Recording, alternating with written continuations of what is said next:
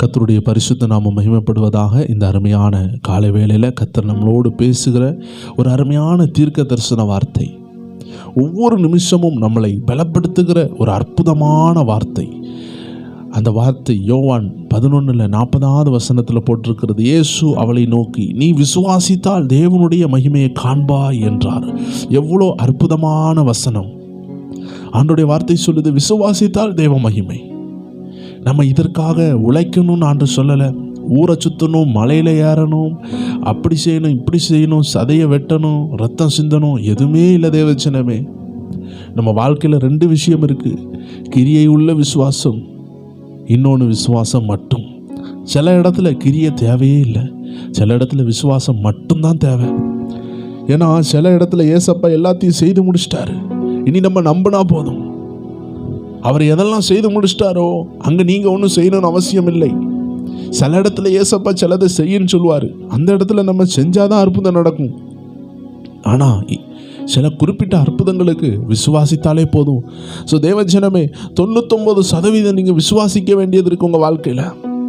1% கிரியை செய்ய வேண்டியது இருக்கிறது. ஸோ அதனால் விசுவாசம் என்பது ரொம்ப முக்கியமான ஒன்று.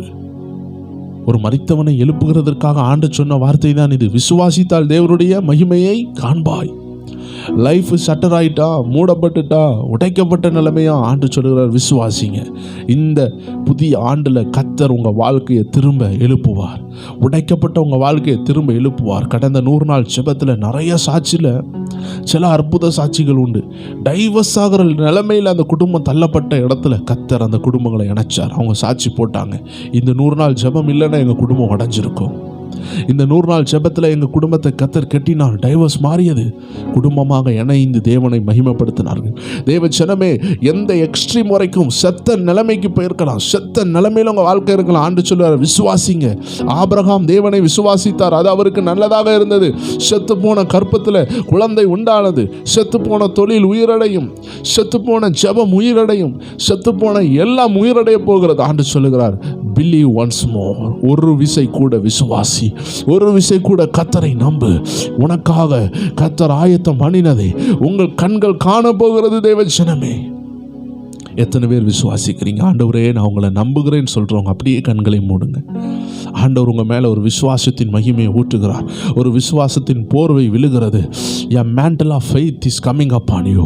ஒரு விசுவாசம், உங்களுக்குள்ள மலைகளை பெயர்க்கிற விசுவாசம், குன்றுகளை மூடி போடுகிற விசுவாசம், கோட்டைகளை உடைக்கிற விசுவாசத்தை கர்த்தர் தூண்டுகிறார். அவருடைய வார்த்தையே விசுவாசத்தை தருகிறது. உங்களை இயற்கைக்கு அப்பாற்பட்ட காரியங்களை செய்ய பண்ணும். இருக்கிற இடத்துல செபிங்க. அன்பான ஆண்டவரே, விசுவாசத்தில் குறை உள்ளவர்கள் விசுவாசத்தில் எழும்புவார்களாக, திரும்பி எழும்பி யுத்தம் பண்ணுவார்களாக, திரும்பி எந்திரிச்சு ஜெயிப்பார்களாக.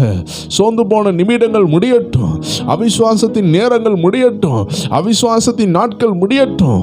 அவர்கள் நினைச்சது அவர்களுக்கு வந்து சேரட்டும். அவர்கள் ஜெபித்தது வந்து சேருவதாக, கர்த்தருடைய மகிமை இறங்குவதாக. அந்த அருமையான பாடல் உண்டு தேவச்சனமே. அந்த பாடல், நாம் ஜெபித்தது வந்து சேரும். ஒரு வரி உங்களுக்காக பாடுகிறேன். சூழ்நிலை எனக்காய் மாறும், நான் சந்தித்த தோல்வி மறையும், சத்துரு கோட்டை உடையும், நான் ஜெபித்தது வந்து சேரும். சத்துரு கோட்டை வீழும், நான் ஜெபித்தது வந்து சேரும். இயேசுவின் நாமத்தினால் ஒரு அற்புதம் எனக்கு நடக்கும். இயேசுவின் நாமத்தினால் ஒரு புது வழி எனக்காய் திறக்கும். ஆம் தேவ ஜனங்களே, கர்த்தர் யாரோ ஒரு நபருடைய திறந்த வாசலை திறந்து கொண்டிருக்கிறார். இந்த நேரத்திலே அந்த திறந்த வாசல் வருகிறது. சிஸ்டர் அந்த கண்ணீரை துடைக்கிறார். சகோதரனே, உன் கண்ணீர் துடைக்கப்படுகிறது. இந்த வார்த்தையை நீ ஏதச்சியாக கேட்கல தேவ பிள்ளையே. கர்த்தர் உங்களை கூர்மையான பட்டயமாய் மாற்றுகிறார். நீங்கள் அனல் உள்ள பட்டயமாய் மாறுவீர்கள். கர்த்தருடைய ஆசீர்வாதம் உங்கள் குடும்பத்தில் இறங்குகிறது. நீங்கள் செபித்தது வரும். விசுவாசத்தை விட்டு விடாதீர்கள் என்று ஆவியானவர் சொல்லுகிறார். நன்றி அப்பா, விசுவாசத்தை கொடுத்ததுக்காக நன்றி. விசுவாசம் என்ற கேடகத்தை கொடுத்ததுக்காக நன்றி. சத்துரு எய்கிற எல்லா அக்னி ஆஸ்திரங்களையும் உதறி போடத்தக்கதாக, எதிர்த்து நிற்கத்தக்கதாக விசுவாச கேடகத்தை உலகத்தை நீர் கொடுத்ததுக்காக நன்றி செலுத்துகிறோம். இயேசுவின் நாமத்தில் ஜெபிக்கிறோம் எங்கள் ஜீவனுள்ள நல்ல பிதாவே. ஆமேன், ஆமேன், ஆமேன். God bless you. எல்லா பிரேயர் டைம் குடும்பத்தாருக்கும் இயேசுவின் நாமத்தினால வாழ்த்துகள். இன்று இரவும் நம்ம 9 மணி அளவில் ப்ரேயர் டைம் குடும்பத்தில் இணைந்து சந்திப்போம். ப்ரேயர் டைம் சேனலில் 9 மணி அளவில் ஜெபம் இருக்கிறது. எல்லாரும் இணைந்து ஜெபிப்போம். கர்த்தருடைய ஆவியானவர் உங்கள் இருதயத்தை இன்றைக்கி லெகுவாக்குவார். நீங்கள் ஆவியானுடைய பிரசன்னத்தை உணர முடியும். அவருடைய வழி நடத்துதலை பெற முடியும். எல்லாரும் சந்திக்கலாம். God bless you. ஆமேன்.